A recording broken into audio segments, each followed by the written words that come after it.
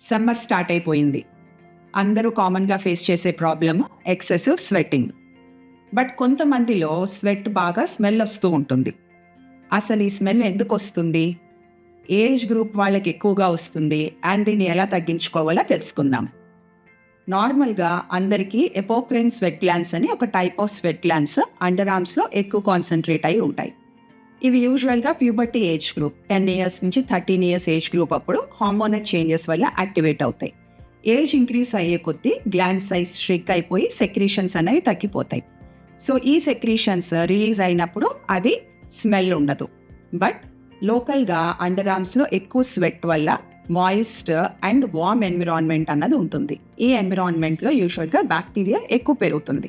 ఈ bacteria release అయిన secretions మీద యాక్ట్ చేసి దాన్ని బ్రేక్ డౌన్ చేసి సర్టన్ కెమికల్స్ని రిలీజ్ చేస్తుంది. ఈ కెమికల్స్ వల్లనే బ్యాడ్ ఓడర్ వచ్చేది. ఏజ్ ఇంక్రీజ్ అయ్యే కొద్దీ సెక్రీషన్స్ తగ్గిపోతాయి కాబట్టి బ్యాడ్ ఓడర్ కూడా తగ్గిపోతుంది. ఈ సెక్రీషన్స్ అన్నది స్మెల్ ఒక్కొక్క పర్సన్కి ఒక్కొక్కలాగా ఉంటుంది. అండ్ సమ్మర్లో సెక్రీషన్స్ ఎక్కువ అవుతాయి కాబట్టి యూజువల్గా బాడీ ఓడర్ కూడా సమ్మర్లో ఎక్కువ అవుతుంది. స్వెట్ వల్ల వచ్చే బ్యాడ్ ఓడర్ని ఎలా తగ్గించాలో తెలుసుకుందాం. First thing, loose and cotton clothes వేసుకోవడం వల్ల ప్రాపర్ ఎయిర్ సర్క్యులేషన్ జరిగి స్వెట్ అనేది డ్రై అయిపోతుంది.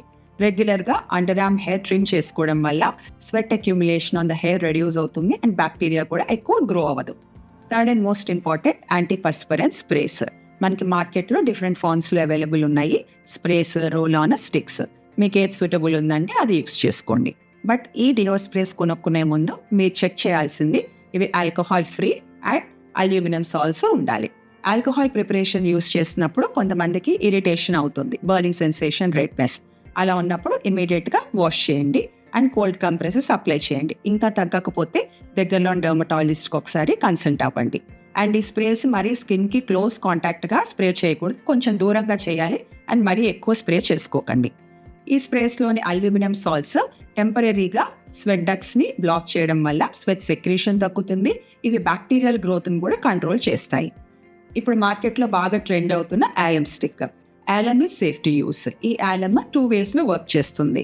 ఆస్ట్రింజెంట్ యాక్షన్ వల్ల పోర్ సైజ్ స్ట్రింగ్ చేసి moisture content on the skin తగ్గించడం వల్ల బ్యాక్టీరియల్ గ్రోత్ పెరగకుండా ఉంటుంది.